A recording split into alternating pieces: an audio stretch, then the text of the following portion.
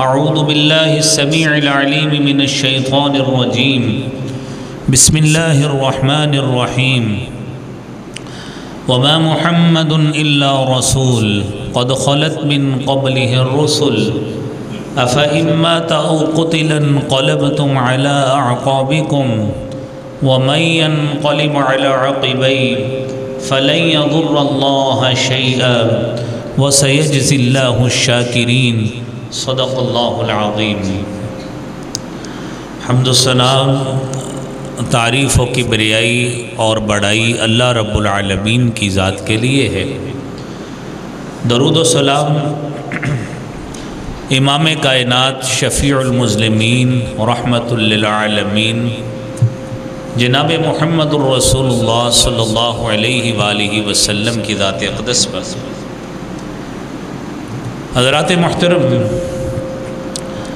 رسول کریم صلی اللہ علیہ وآلہ وسلم کی زندگی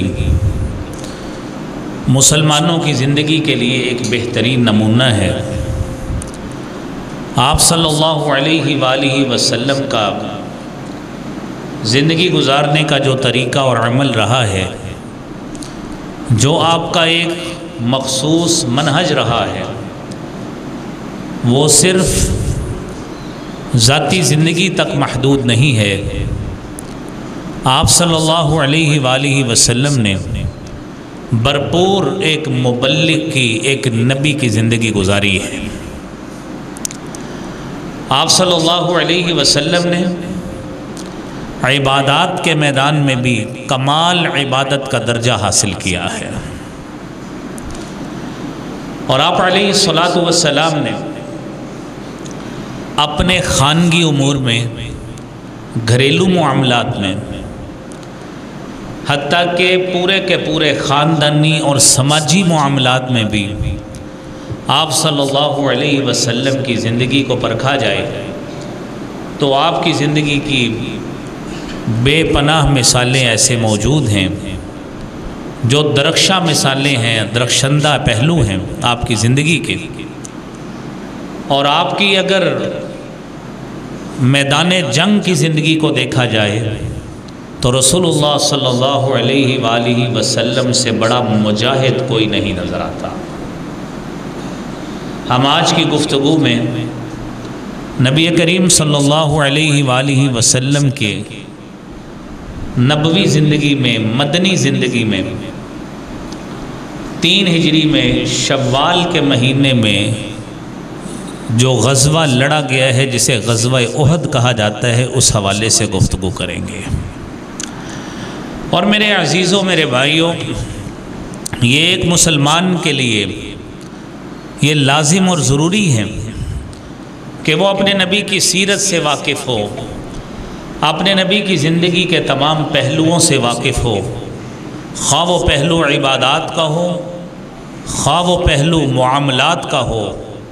خواہ وہ ذاتی زندگی کا ہو یا سماجی زندگی کا ہو۔ جب ہم اپنے نبی کو نبی مانا ہے، آپ کو قائد اور لیڈر تسلیم کیا ہے، آپ صلی اللہ علیہ وسلم کو رہبر اور رہنما تسلیم کیا ہے،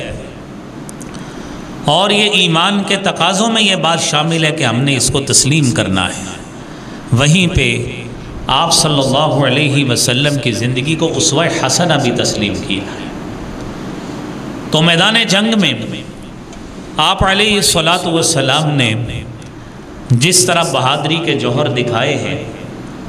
جس طرح آپ صلی اللہ علیہ وسلم جنگی میدان میں ذاتی حیثیت سے فزیکلی میدان میں اترے ہیں، اور جس طرح میدان جنگ میں آپ کو جسمانی لحاظ سے نقصان بھی ہوا ہے، یہ ساری چیزیں وہ ہیں جو آپ علیہ الصلاۃ والسلام کے غزوات کی اور جنگی حکمت عملی کا ایک خاصہ ہے، اور اس حوالے سے ایک مسلمان کو علم ہونا چاہیے۔ یہ یاد رہے کہ جب بھی 2 ریاستوں میں،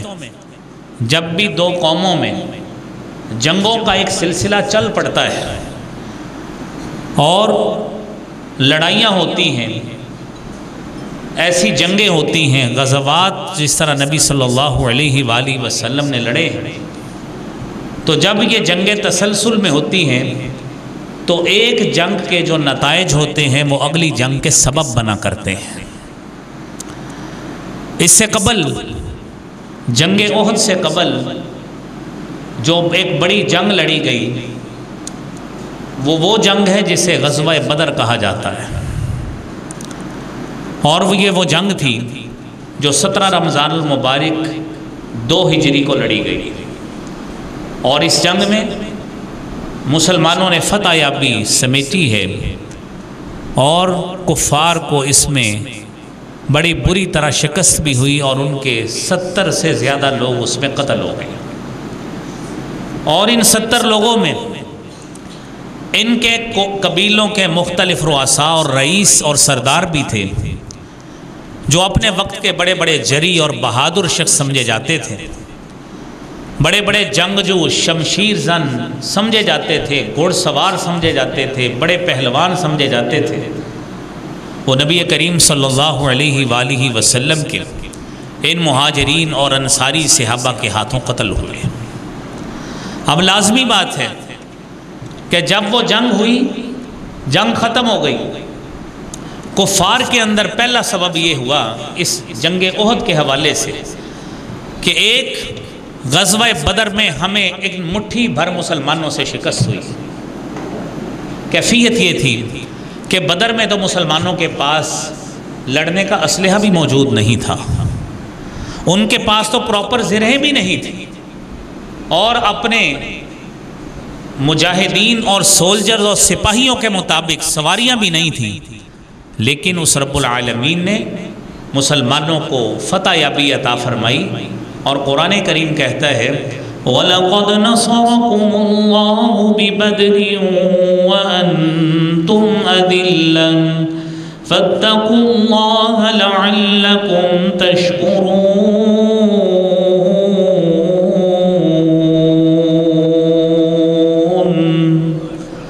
ہم نے تمہاری غیبی اور الہامی مدد کی بدر کے مقام پر، تم کمزور تھے، نحیف تھے، ضعیف تھے۔ اب دیکھیے ان کمزور مسلمانوں سے 313 لوگوں کے ایک مجموعہ سے وہ ایک بڑی طاقت جنہیں اپنی قوت پہ طاقت پہ بڑا ناز تھا، اللہ تعالیٰ نے ان مسلمانوں کے ہاتھوں انہیں شکست دی۔ لہذا یہ غزوہ بدر کی شکست ان سے ہضم نہیں ہوئی، اور انہوں نے اسی وقت تہیہ کیا کہ جیسے ہی فرصت ملے، جیسے ہی ہم اپنی قوت کو جمع کر لیں، مجتمع کر لیں، فوری طور پر مسلمانوں سے ہم نے انتقام لینا ہے۔ اور یہ جذبہ انتقام کیسا، جس میں کفار کے بڑے بڑے سردار عتبہ، شیبہ، ولید، ابو جہل، یہ بڑے بڑے لوگ اس جنگ میں مارے گئے، قتل ہو گئے۔ لہذا ایک ریونجفل ایٹیٹیوڈ، ایک انتقام کا جذبہ، جس نے انتقام کی آگ ان میں ٹھنڈی نہیں ہونے دی، لہذا ہمیشہ وہ اس طاق میں رہتے کہ ہم مسلمانوں سے اپنی اس بات کا بدلہ ضرور لیں گے۔ اور سرداران قریش میں سے مختلف جو چھوٹے چھوٹے قبائل تھے، ان کے سردار چونکہ مسلمانوں کے خلاف لڑنے میں پیش تھے، اس جنگ میں قتل ہو گئے۔ اب قریشیوں نے، اہل مکہ نے، جن کا اس وقت سب سے بڑا سردار اس وقت ابو سفیان تھے، جو اس وقت مسلمان نہیں ہوئے تھے، انہوں نے اپنے ساتھی قبائل کو جمع کیا اور کہا کہ یہ جو قافلہ شام سے ہمارا واپس آیا ہے، جس کے پاس وافر ایک انویسٹمنٹ بھی موجود ہے، پیسہ موجود ہے، وسائل موجود ہیں، ہم ان سارے وسائل کو جمع رکھتے ہیں، اور ان سارے وسائل کو جمع کر کے ہم نے مسلمانوں سے جنگ بدر کا انتقام لینا ہے۔ اپنی قوت اکٹھی کی، اور وہ سارا مال لوگوں کو ان کی عزت کی غیرت دلائی، انہیں یہ غیرت دلائی کہ یہ مٹھی بھر مسلمان جن کی حیثیت تمہارے نزدیک کچھ نہیں تھی، جن کے پاس اسلحہ نہیں تھا، جن کے پاس سواریاں کرنے کے لیے جانور نہیں تھے، جن کے پاس کچھ مال نہیں تھا، وہ تم ان کے ہاتھوں شکست کھا گئے، لہذا کٹھے ہو جاؤ۔ یہ سارا مال جس میں 1000 اونٹ، اور 50,000 دینار کی انویسٹمنٹ تھی. یہ ساری کی ساری جنگ احد لڑنے سے قبل کفار نے اکٹھی کی، اور یہ ساری وہ انویسٹمنٹ تھی جو شام سے پورا تجارتی قافلہ آیا تھا. انہوں نے اس مال کو جمع کیا صرف اس مقصد پہ کہ ہم نے اس مال کو اکٹھا کر کے طاقت بنا کر مسلمانوں کے خلاف استعمال کرنا ہے. اور یہاں پہ یہ بات بھی سمجھیے کہ جب انہوں نے اپنے اپنے طور پر یہ سوچ بھر لی، یہ ارادہ کر لیا کہ ہم نے مال اکٹھا کر کے مسلمانوں کے خلاف لگانا ہے، اللہ رب العالمین نے قرآن نازل کیا. ان الذين كفروا ينفقون اموالهم ليصدوا عن سبيل الله فسينفقونها ثم تكون عليهم حسرة ثم يغلبون.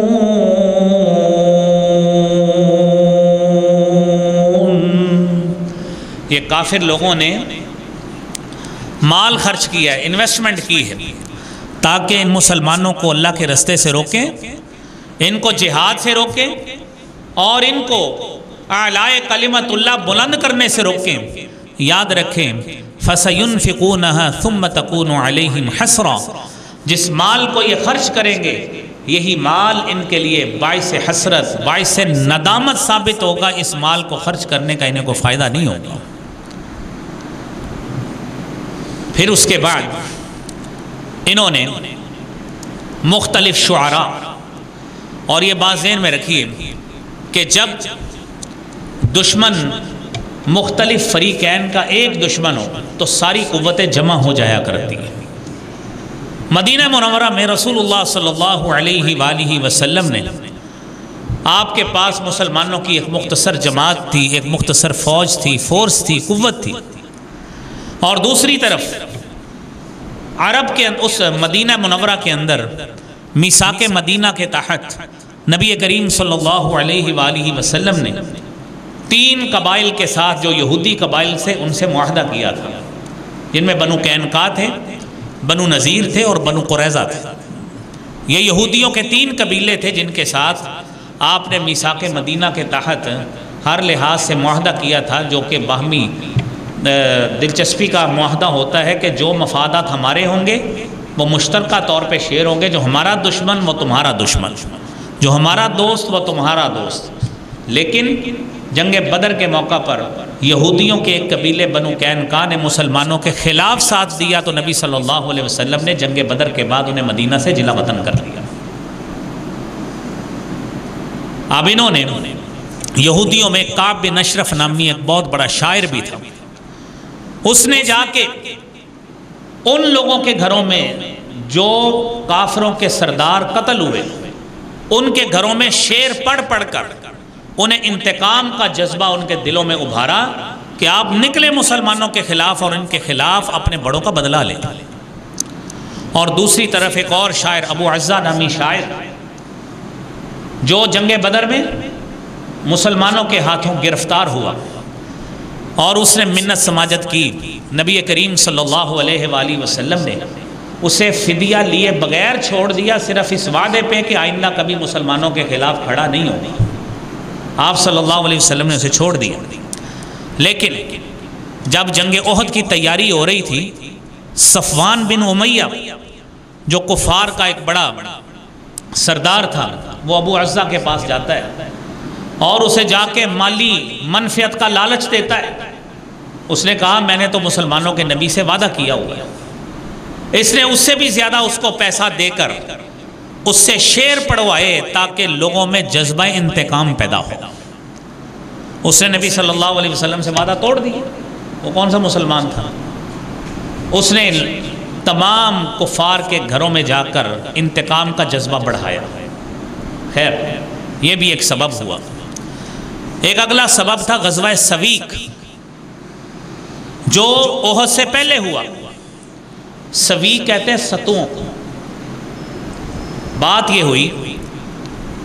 کہ جنگ بدر میں مسلمانوں کو عظیم جو فتح یابی ہوئی، ابو سفیان نے گاہے بگاہے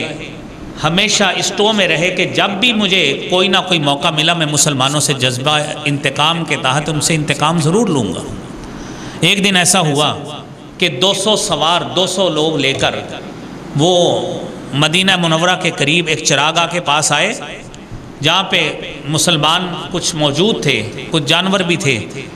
200 سواروں کے ساتھ آئے اور وہاں پہ آ کر وہاں پہ جو صحابی سعد بن عمر موجود تھے ان کو شہید کر دیا۔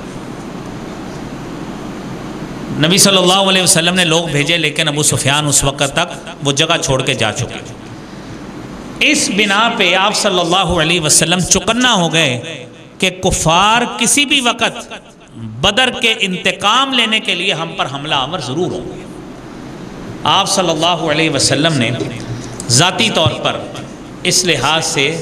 تیاری ضرور شروع کر دی، ذہنی طور پہ، کہ ہمیں تیار رہنا چاہیے، کافروں کا کوئی پتہ نہیں، کیونکہ اس وقت ایسے موبائلز نہیں تھے، ایسا مواصلاتی نظام اتنا استعداد والا نہیں تھا کہ جس سے فوری طور پہ خبر پہنچ سکتی۔ خیر، اگلا سبب یہ بھی ہے جو کہ چھٹا سبب ہے کہ وہ تجارتی شاہراہ جس سے اہل مکہ شام کے علاقے میں جایا کرتے تھے وہ مدینہ منورہ کے پاس سے گزرتی تھی، اور انہیں اس بات کا خدشہ تھا کہ اگر ہم نے مسلمانوں کی قوت اور طاقت کو بڑھنے دیا تو یہ تجارتی شاہراہ یہ ان کے قبضے میں آ جائے گی، اور جب مسلمان چاہیں گے ہمارے قافلے کو روک لیں گے، اور ہم جو مکہ میں بیٹھ کر بڑے آرام سے فارغ البالی سے تجارت کر رہے ہیں ہمارا وہ تجارتی ناطقہ بھی بند ہو جائے گا، لہذا ہم مسلمانوں کی قوت کو ویسے ہی ختم کرتے ہیں تاکہ ہماری تجارت بھی اور دیگر معاملات بھی حل ہو جائیں۔ اور اگلا سبب یہ ہوا کہ یہودیوں نے جہاں پر اپنے طور پہ ہمیشہ وہ آپ صلی اللہ علیہ وسلم سے انتقام لینے کی کوشش کرتے ہیں، وہاں پہ مکہ کے یہ کفار بھی کوشش کرتے ہیں۔ صفوان بن امیہ نے اپنے ایک شخص عمیر بن وہب کو، جس کا باپ بدر میں قتل ہوا، اس کو وہاں پہ بیت اللہ کے قریب بیٹھ کر بڑی رازدانی کے ساتھ، یہ بڑا لمبا واقعہ ہے جو کتب احادیث میں موجود ہے، بیت اللہ کے پاس بیٹھ کر اس سے وعدہ وعید دلایا کہ یہ تیرے میرے درمیان بات رہنی چاہیے، آپ جائیں اور مسلمانوں کے سردار جناب محمد الرسول اللہ صلی اللہ علیہ وآلہ وسلم کو قتل کر کے آئیں، آپ کو اتنا سارا میں انعام بھی دوں گا، اور اگر کسی نہ کسی طرح تو پکڑا گیا تو تیرے سارے گھر کی کفالت میرے ذمہ ہوگی۔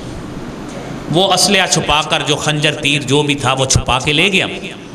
نبی کریم صلی اللہ علیہ وآلہ وسلم آپ مسجد نبوی میں بیٹھے تھے۔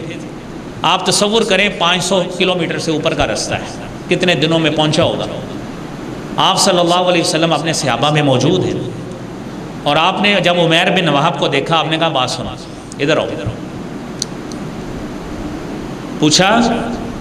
تم نے صفوان بن امیہ کے ساتھ بیت اللہ کے قریب بیٹھ کر کیا کیا باتیں کی ہیں، بتائیں۔ اس کا رنگ اڑ گیا فوری طور پہ، اور فوری طور پر اس نے اللہ کے نبی صلی اللہ علیہ وسلم کو کہا پہلے جو شک تھا جو وہ بھی دور ہو گیا ہے کہ وہاں پہ تو صفوان اور میرے علاوہ کوئی بھی نہیں تھا، یہ بات آپ کو یقیناً اللہ نے بتائی ہوگی، فوری طور پہ مسلمان ہو گیا، فوری طور پہ مسلمان ہو گیا۔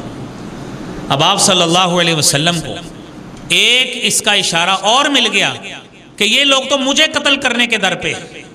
وہ تو دلائل نبوت اور تجلیات نبوت کا ایک شاندار مظہر ہے کہ اللہ تعالیٰ نے وحی کے ذریعے بتا دیا کہ عمیر بن وہب آپ کو قتل کرنے کی غرض سے آ رہا ہے، آپ اس کو بلائیں اور اپنے پاس بٹھا کے اس سے یہ بات پوچھ لیں۔ یہ سارے کے سارے اسباب وہ ہیں جو جنگ احد کا سبب بنے ہیں، اور یہ یاد رہے شوال کے پہلے عشرہ میں ہی، پہلے ابتدائی دنوں میں ہی اس کی تیاری ہونا شروع ہوگی، اور حضرت عباس رضی اللہ تعالی عنہ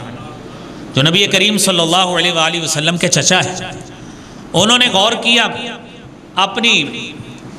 جو زندگی کی جنگی مہارت اور دفاعی صلاحیت سے معمور وہ خاندان، انہوں نے مشاہدہ کیا یہ کافر تو اپنی فوج کی تیاری میں مصروف ہیں۔ انہوں نے ایک خط نبی کریم صلی اللہ علیہ وآلہ وسلم کو بھیجا، اور حضرت عباس کا قاصد حافظ ابن القیم زاد المعاد میں لکھتے ہیں کہ سب سے وہ تیز ترین نکلا، وہ 3 دنوں میں نبی صلی اللہ علیہ وسلم کے پاس پہنچ گیا۔ آپ صلی اللہ علیہ وسلم قباء میں تشریف فرما تھے، جا کے خط حضرت عباس کا ملا، پڑھا کہ کافروں نے تو اپنی فوج کی تیاری شروع کی ہے اور 3000 فوج ہے اور اس میں 15 عورتیں بھی شامل ہیں اور ان کے پاس 3000 اونٹ بھی ہیں اور 200 گھوڑے ہیں اور 700 زرہیں ہیں۔ اس سامان کے ساتھ وہ اہل مدینہ پر اور مدینہ پر چڑھائی کرنے کی غرض سے آ رہے ہیں۔ آپ صلی اللہ علیہ وسلم فوری طور پر قباء سے اٹھے اور آپ صلی اللہ علیہ وسلم اپنے اصل جو مسکن ہے مسجد نبوی وہاں پہ تشریف لائے۔ وہاں پہ آ کر آپ نے اپنے صحابہ کرام سے مشاورت کی، انصاری اور مہاجرین قبائل بلائے، ان کے رؤساء کو بلایا۔ تو سب سے پہلے یہ طے ہوا کہ حضور سب سے پہلے ہم آپ کا ایک حفاظتی دستہ ایک مقرر کرتے ہیں کہ کہیں ان کے 2-4 جاسوس یا اس طرح کے نقصان پہنچانے والے یہاں پہ آ کے آپ کو نقصان نہ پہنچائیں۔ تو انصاریوں کا ایک دستہ جس میں حضرت سعد بن معاذ رضی اللہ تعالیٰ عنہ، حضرت اسید بن حضیر رضی اللہ تعالیٰ عنہ، حضرت سعد بن عبادہ رضی اللہ تعالیٰ عنہ، یہ 3 صحابہ کرام اور ان کے ساتھ کچھ دوسرے لوگ، یہ نبی کریم صلی اللہ علیہ وسلم کے ذاتی محافظوں کا دستہ ترتیب دیا گیا کہ جو آپ صلی اللہ علیہ وسلم کی ذاتی لحاظ سے حفاظت کرے گا۔ آپ نے مشورہ کیا کہ بتائیے جی کافر تو آ رہے ہیں، یہ ان کی کیفیت ہے، یہ خط آیا میرے چچا حضرت عباس رضی اللہ تعالیٰ عنہ۔ لوگوں نے مشورہ دیا، مختلف لوگوں نے، کہ ہم یہ کرتے ہیں کہ مدینہ کے کچھ کہتے اندر رہ کے لڑتے ہیں، کچھ باہر۔ آپ نے خود مشورہ دیا کہ میری یہ چاہت ہے کہ مدینہ کے اندر رہ کے لڑا جائے، 3 طرف پہاڑیاں ہیں، ہمارے پاس دفاعی صلاحیت اتنی مضبوط نہیں ہے اسلحہ کے اعتبار سے، لہذا ہمیں ایک طرف سے دفاع کرنا پڑے گا اور بقیہ جو ہمارے بقیہ لوگ بچے یا خواتین ہیں وہ سنگ باری کے لیے چھتوں پہ کھڑے ہوں گے۔ یہ آپ مشورہ اپنے صحابہ سے کر رہے ہیں۔ خیر یہ ادھر مشورہ جاری ہے، دوسری طرف جمعہ 6 شوال جمعہ کے روز رسول اللہ صلی اللہ علیہ وآلہ وسلم کو اطلاع دی گئی کہ کفار کا یہ لشکر احد کے دامن میں پڑاؤ کر چکا ہے۔ اور آپ ماشاءاللہ اکثر نے عمرہ آپ میں سے کیا ہوا ہے، حج کیا ہوا ہے، اور آپ جانتے ہیں کہ مسجد نبوی سے احد کتنے کلومیٹر دور ہے، کوئی سینکڑوں ہزاروں بیسیوں میں نہیں ہے، چند کلومیٹر کے فاصلے مسجد نبوی سے۔ آپ صلی اللہ علیہ وسلم کو خواب آیا، آپ نے خواب میں دیکھا کہ کچھ گائیں جو ہے نا وہ ذبح ہو رہی، اور آپ نے فرمایا کہ میں نے خواب میں دیکھا میرے تلوار پہ شکستگی چھائی ہوئی۔ آپ نے اس کی مختلف تعبیریں کی کہ میرے کچھ صحابہ اس جنگ میں اب شہید ہوں گے، میرے گھر کا بھی کوئی فرد قریبی ترین وہ بھی شہید ہوگا۔ آپ صلی اللہ علیہ وسلم نے لشکر کی ترتیب لگائی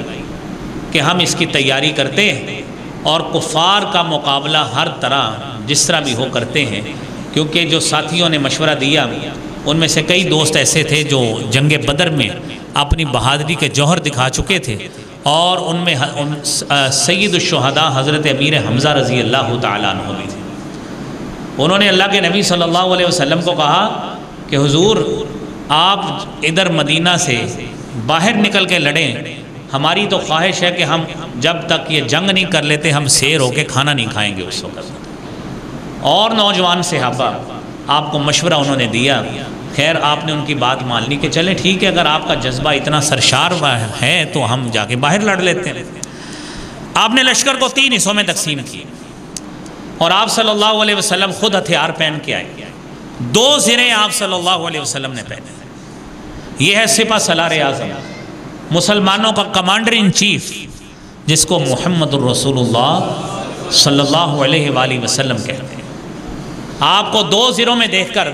چند صحابہ کرام نے کہا اللہ کے رسول صلی اللہ علیہ وسلم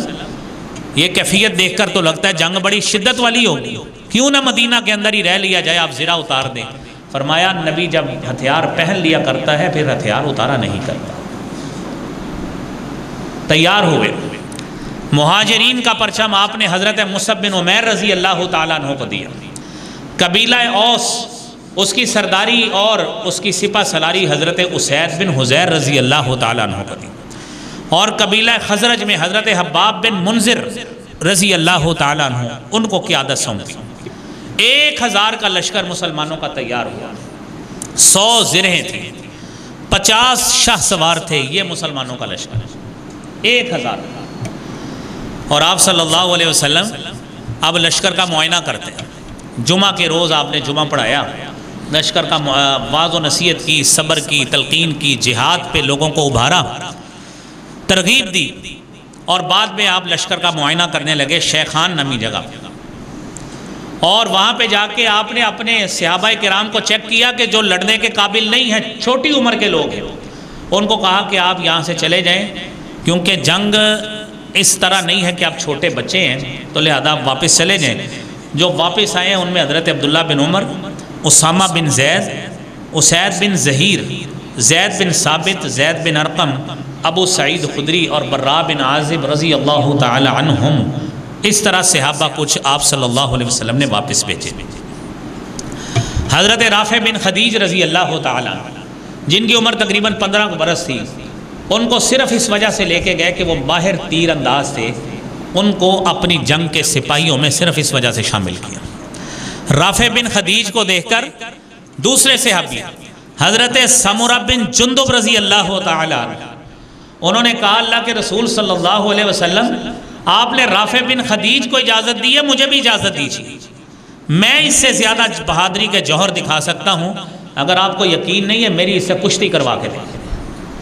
آپ نے یہ واقعہ کشتی کا تو سنا ہوگا، لیکن یہ نہیں عموماً پتہ ہوتا کہ صحابی کون تھے۔ سمرہ بن جندب نے حضرت رافع بن خدیج کو کشتی میں پچھاڑ دیا، نبی صلی اللہ علیہ وسلم نے رافع کے ساتھ ساتھ حضرت سمرہ بن جندب کو بھی اجازت دے دی۔ یہ صحابہ کرام کا جذبہ تھا کہ جائیے لڑتے ہیں۔ عین میدان کے قریب پہنچے، میدان کے قریب پہنچتے ہیں تو منافقین کا جو سردار عبداللہ بن ابی تھا، اس نے 300 لوگ اپنے مسلمانوں سے الگ کر لیے۔ بہانہ کیا بنایا کہ آپ نے چونکہ جنگ کی اسٹریٹجی اور دفاع کے حوالے سے میری بات نہیں مانی، لہذا میں آپ سے الگ ہو رہا ہوں۔ آپ تصور کریں 1000 آدمی پہلے، اور اس میں سے بھی 300 آدمی کو الگ کر لیا۔ اب مسلمان کتنے رہ گئے؟ 700 مسلمان اب رہ گئے۔ اور یہ کیفیت دیکھ کر آپ تصور کریں کہ جو نئے مسلمان ہوئے تھے، مزید 2 جماعتیں، قبیلہ اوس میں سے بنو حارثہ اور قبیلہ خزرج میں سے بنو سلمہ، ان کے پاؤں بھی اکھڑنے لگے کہ ہیں یہ بھی واپس جا رہے ہیں، اب ہم کیا کریں گے؟ اللہ رب العالمین نے قرآن میں اس کے بارے میں تذکرہ کیا، اِذْ هَمَّتْ طَائِفَتَانِ مِنْكُمْ أَن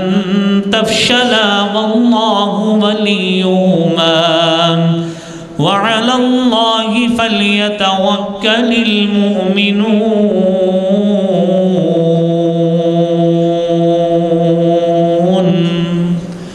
2 گروہ، انہوں نے سمجھا کہ واپس ہو جائیں، پھسل جائیں۔ اللہ رب العالمین کا وعدہ تھا کہ اللہ رب العالمین کی معیت اور ساتھ تمہارے ساتھ، لہذا اللہ پہ توکل کرو اور چلو، میدان جنگ میں چلے۔ اور یاد رکھیے عبداللہ بن ابی جس نے 300 لوگ اپنے الگ کیے، صرف اس بنا پہ نہیں کہ میری بات نہیں مانی گئی، دل میں بغض تھا مسلمانوں کا، دل میں نفاق تھا، مسلمانوں کی دشمنی تھی۔ سوچ یہ تھی کہ عین میدان جنگ میں جا کے جب یہ کام کریں گے تو سادہ لوگ مسلمانوں کے بھی پاؤں اکھڑیں گے، لہذا ہم وہاں پہ جا کے عین میدان جنگ کے اندر پہنچ کے مسلمانوں سے علیحدگی کا اعلان کریں گے۔ تو اللہ رب العالمین نے قرآن کریم میں 4 سپارے میں بتایا ہے، وَلِيَعْلَمَ الَّذِينَ نَافَقُوا وَقِيلَ لَهُمْ تَعَالَوْا قَاتِلُوا فِي سَبِيلِ اللَّهِ أَوِ ادْفَعُوا قَالُوا لَوْ نَعْلَمُ قِتَالًا لَاتَّبَعْنَاكُمْ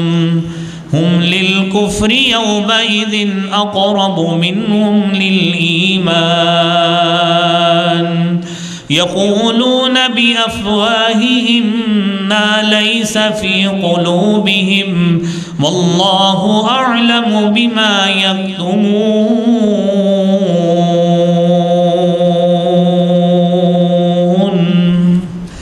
کافروں نے یہ سوچا، ان منافقوں نے یہ سوچا کہ آج ہم یا تو لڑائی کریں گے یا دفاع کریں گے، سوچا یہی تھا نا۔ تو کہنے لگے اگر ہمیں پتہ ہوتا نا کہ تمہارے قدم اتنے مضبوط ہیں،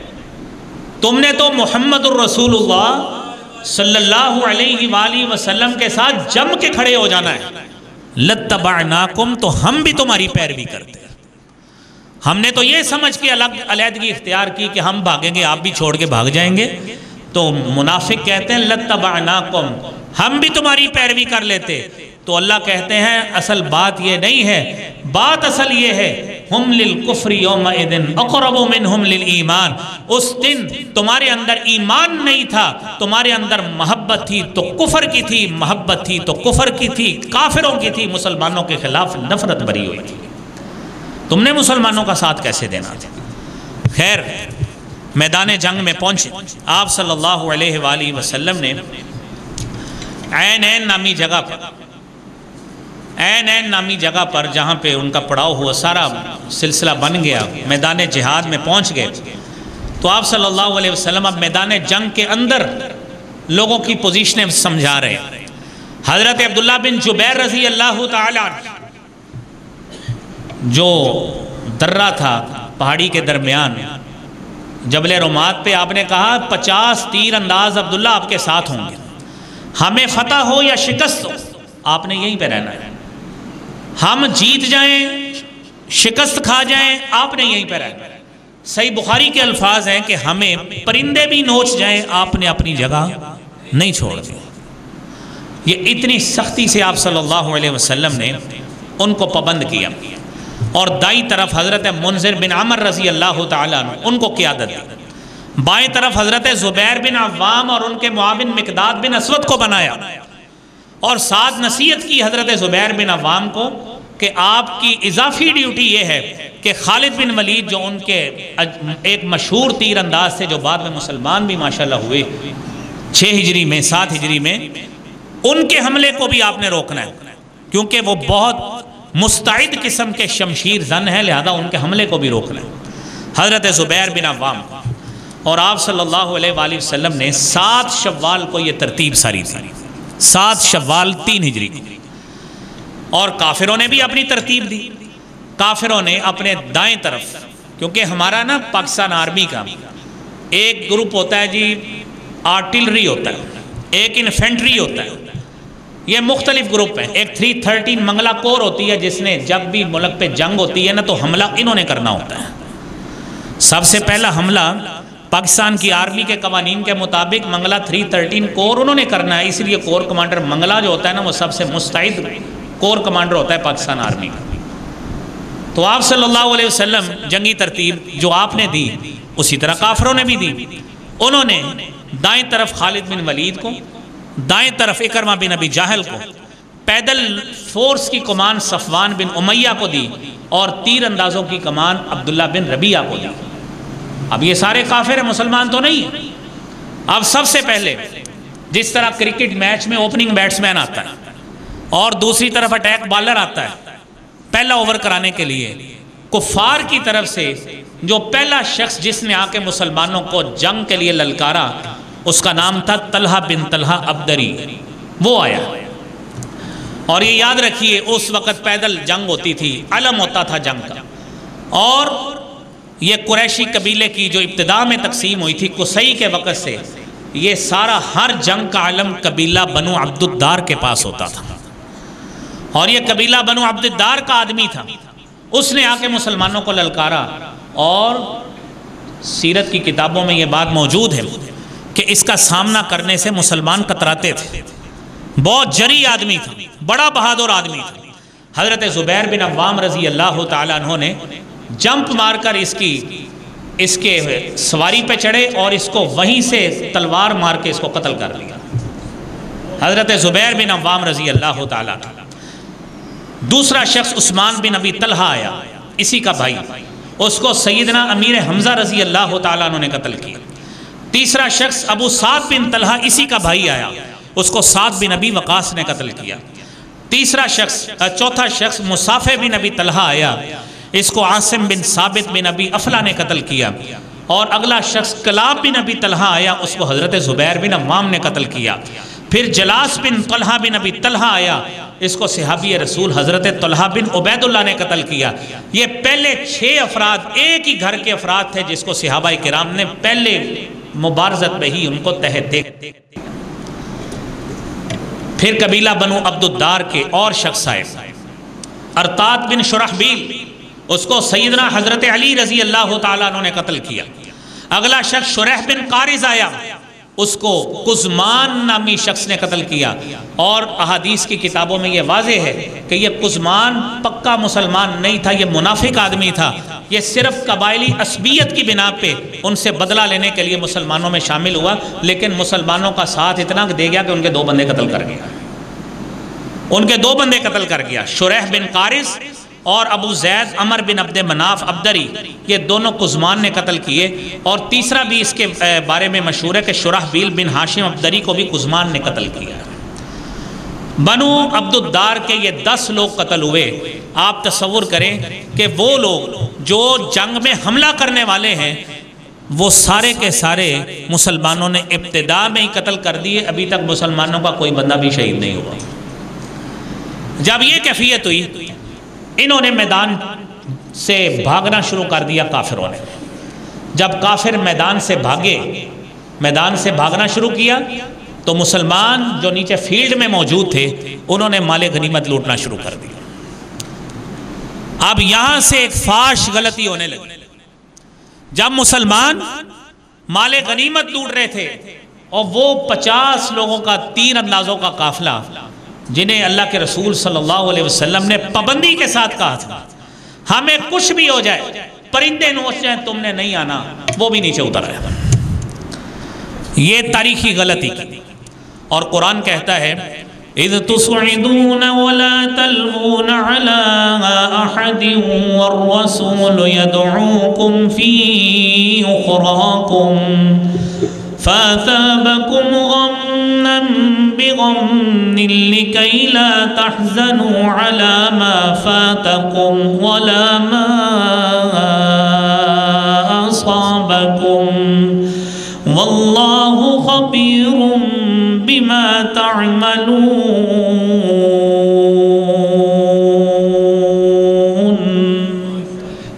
تم چڑھتے جا رہے تھے، پیچھے مڑ کے نہیں دیکھ رہے تھے، رسول تمہیں پیچھے سے بلا رہے تھے، تمہیں غم کے بعد دوسرا غم پہنچا، اور وہ کیسا غم پہنچا کہ خالد بن ولید نے پیچھے سے حملہ کر دیا اور مسلمان اس حملے کو سنبھال نہیں سکے۔ دوسرا ایک کام یہ ہوا کہ ابو عامر راہب نے ایک گھڑا کھودا اور اس کو گھاس پھوس لگا کے وہیں جان بوجھ کے کور کیا، جس طرح ہمارے یہاں بارودی سرنگیں بچھاتے ہیں۔ رسول اللہ صلی اللہ علیہ وآلہ وسلم جب اپنے خیمے سے ہٹے، آپ کا پاؤں اس میں آیا، آپ اس میں گر گئے۔ آپ کو پکڑ کر حضرت ابو بکر صدیق اور حضرت علی نے پکڑ کے باہر نکالا۔ جب باہر نکالا، ایک پتھر آ کے آپ صلی اللہ علیہ وسلم کے دندان مبارک پہ لگا، جس سے آپ کے سامنے والے 2 دانت شہید ہوئے۔ اور دوسری طرف 2 بڑے قتل ہوئے۔ ایک قتل ہوئے سید الشہداء حضرت امیر حمزہ رضی اللہ تعالیٰ، جب بھگدڑ مچ گئی کہ مسلمانوں نے مال لوٹنا شروع کیا، دوسری طرف کافر بھاگ رہے تھے، پیچھے سے خالد بن ولید نے حملہ کر دیا۔ اب کافروں نے دوبارہ ادھر کو رخ کر لیا، ادھر سے خالد بن ولید اور مسلمان درمیان میں پھنس گئے۔ اب یہ کیفیت ہوئی۔ اب اس کیفیت میں حضرت حمزہ سید الشہداء امیر حمزہ بھی شہید ہوئے۔ نبی کریم صلی اللہ علیہ وسلم کے کمانڈر حضرت مصعب بن عمیر رضی اللہ تعالیٰ عنہ وہ بھی شہید ہوئے، اور اس وقت حضرت مصعب بن عمیر آپ کے عزیز بھی تھے اور آپ کی اچھی بلی شباہت اللہ کے رسول صلی اللہ علیہ وسلم کے ساتھ ملتی تھی۔ لوگوں میں یہ مشہور ہو گیا کہ اللہ کے رسول شہید ہو گئے لوگ، اور قرآن کہتا ہے فَأَثَابَكُمْ غَمًّا بِغَمٍّ، تمہیں غم در غم پہنچا کہ ایک تو ہمارے بندے شہید ہونا شروع ہو گئے، دوسرے اللہ کے رسول صلی اللہ علیہ وسلم بھی شہید ہو گئے۔ لیکن چاہیے یہ تھا لا تحزنوا علی ما فاتکم ولا ما اصابکم، جو زخم پہنچا ہے جنگوں میں یہ معاملات ہوتے ہیں، اور قرآن کریم یہی کہتا ہے کہ جنگوں میں ایسے معاملات ہوتے ہیں یمسسکم قرح فقد مس القوم قرح مثلہ وَتِلْكَ الْأَيَّامُ نُدَاوِلُهَا بَيْنَ النَّاسِ وَلِيَعْلَمَ اللَّهُ الَّذِينَ آمَنُوا مِنْكُمْ وَيَتَّخِذَ مِنْكُمْ شُهَدَاءَ وَاللَّهُ لَا يُحِبُّ الظَّالِمِينَ وَلِيُمَحِّصَ اللَّهُ الَّذِينَ آمَنُوا وَيَمْحَقَ الْكَافِرِينَ۔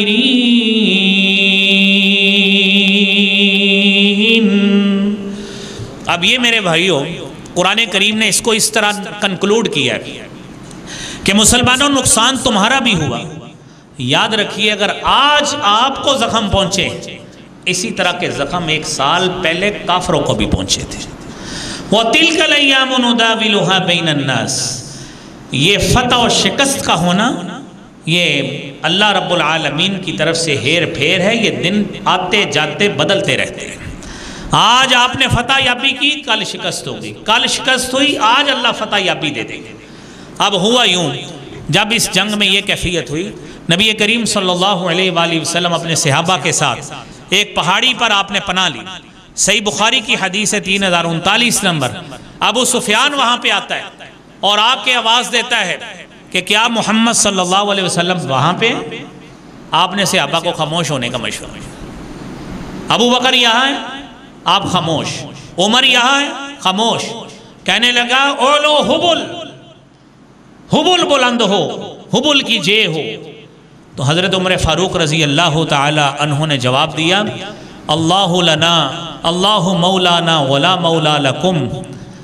کہ اللہ رب العالمین اللہ اعلی و اجل، کہ تم نے حبل کے بڑے ہونے کا نعرہ لگایا ہے، مسلمانوں کے لیے اللہ اعلی و اجل، اللہ ہی سب سے بلند اور جلالت والا ہے۔ اس نے کہا ان العزى ولا عزى لکم، ہمارے لیے عزہ بت ہے جو مسلمانوں تمہارے لیے نہیں ہے۔ عمر فاروق نے کہا اللہ مولانا ولا مولا لکم، اللہ ہمارا مولا ہے جو تمہارا مولا نہیں ہے۔ ابو سفیان نے اس کے بعد رومان نامی جگہ پہ دوبارہ اکٹھے ہو کر مسلمانوں پہ اسی وقت حملہ کرنے کی کوشش کی۔ مسلمانوں کے 70 لوگ اس کے تعاقب میں گئے تو وہ وہاں سے فرار ہو گیا اور جاتے کہہ کے گیا کہ اگلے سال اس کا دوبارہ انتقام لیں گے۔ یہ ایک جنگ کا ایک خلاصہ ہے جو آپ کے سامنے میرے عزیزوں رکھا ہے۔ اب دیکھیے اس جنگ میں جو باتیں سامنے آئیں، منافقین کھل کے سامنے آئے کہ یہ منافق ہے، یہ مسلمانوں کے ساتھ نہیں چل سکتے۔ یہ یہودیوں کا قبیلہ ہے جو بنو نذیر ہے، جنہوں نے مسلمانوں کے خلاف کھل کر ان کا کافروں کا ساتھ دیا، اور مسلمانوں نے اللہ کے نبی صلی اللہ علیہ وسلم کی بات نہیں مانی۔ ان تیر اندازوں نے جس کا خمیازہ پوری مسلم فوج کو بھگتنا پڑا۔ اور میرے بھائیوں اس کے ساتھ ہی قرآن کریم میں حب مال یعنی مال سے محبت کی ممانعت کی آیتیں اللہ نے نازل کر دی کہ تم مال کے پیچھے پڑ گئے اور مال کے پیچھے پڑتے پڑتے تمہیں شکست آدھی جزوی شکست ہو گئی۔ تو عزیزوں یہ باتیں چند آپ کے سامنے رکھی ہیں، یہ مسلمانوں کا تاریخ کا ایک اہم پہلو ہے جس کا خلاصہ یہ ہے کہ اللہ کے نبی صلی اللہ علیہ وسلم کی بات مانیں گے